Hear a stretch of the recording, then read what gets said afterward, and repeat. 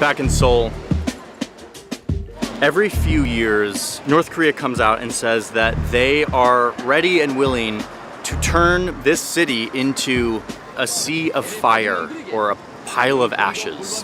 And frankly, they have the tools to do it. Up here on this border, there are over 10,000 big military guns pointed at this city. These guns have a range of over 60 kilometers, which puts Seoul very much in range. Luckily, people in this city are ready. There are over 3,000 bomb shelters sprinkled throughout Seoul, and that is what I'm looking for today.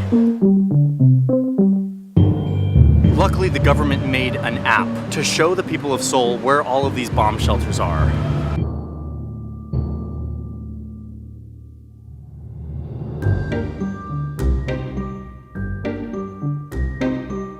Wait, this is the bomb shelter?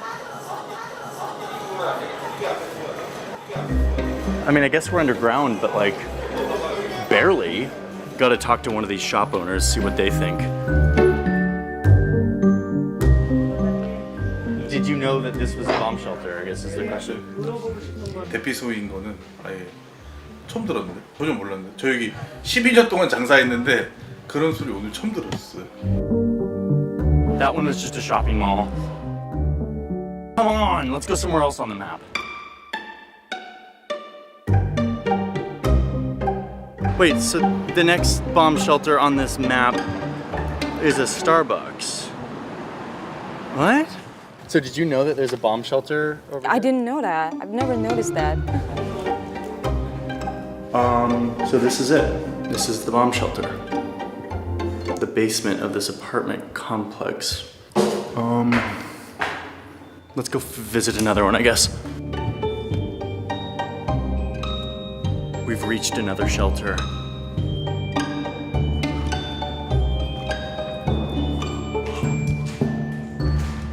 Now I'm really in a bomb shelter. Oh, actually, it's just another parking garage. What is this? I mean, it's just like, if we had to rush down here, is there water?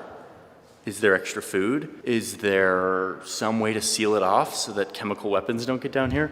No, it's literally an unchanged parking garage, not retrofitted, not special in any way. I'm starting to lose faith in the idea that these bomb shelters are anything but just normal city infrastructure that have signs on them that say these are bomb shelters. Do these people not realize they live 40 kilometers from North Korea? What I'm making a video about sort of the American perspective of North Korea, which is like, have you ever thought through like a scenario of like what you would do in case of an attack? Oh, No. You don't. 미국에서는 그렇게 생각하고 있대요. I've actually never thought about it. No. 전쟁에 대한 평소에 걱정 거의 좀 안 하고 사는 것 같아요. 전쟁이 난다고 생각 자체를 안 해봤었는데 사는 게 바쁘다 보니까 그런 거에 잘 생각을 못 하고 있어요. We just hate the regime and oh my god. I can't do this. Pigeon song. Yes. Are you more afraid of pigeons than North Yeah. Korea? Wow, where were we?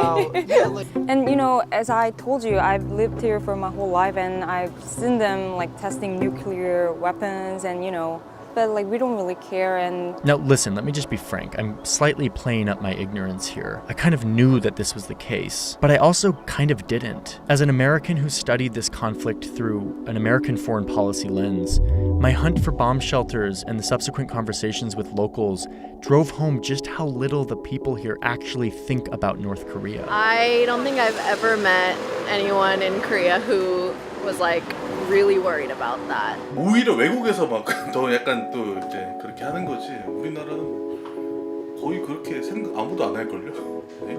Kim Jong-un doesn't do this to threaten South Korea. They do this to threaten us, the United States, the military that turned their country into dust in the 1950s, the country that they are technically still at war with.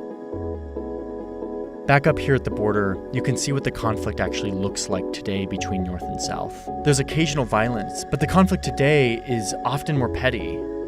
Who can build the largest flagpole? Who can blast the loudest music at each other? North Korea comically building a fake city to look more prosperous, and a competition of who can look the scariest. You realize that it's not actually scary or threatening to be here. If anything, it's just plain sad. It's sad to see 70 years of this standoff, this needless standoff that was created by powerful outsiders. And once again, what we see is that the people who share the same history and culture and language but are divided continue to be the ones that suffer from this.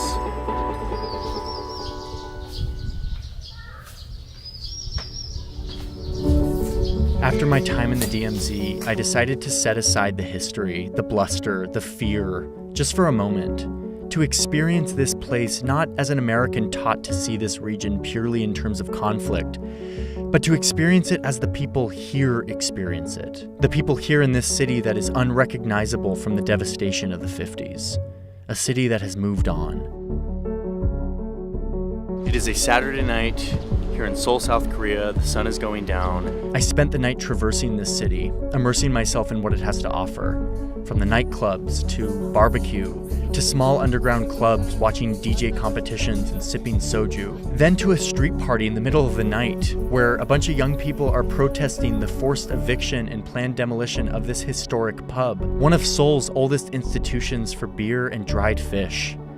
They've been doing this every night for months. Yes, North Korea is 40 kilometers away. I'm very aware of that. There's a real threat here, a dangerous, oppressive regime with powerful weapons. But the threat presents very differently for the people here, much differently than the fear that we feel an ocean away. I walked away from Korea with a much clearer understanding of this conflict that was started by North Korea, fueled by Cold War dynamics, and remains an active war between North Korea and the United States of America. Thank you for watching this video. I'm really looking forward to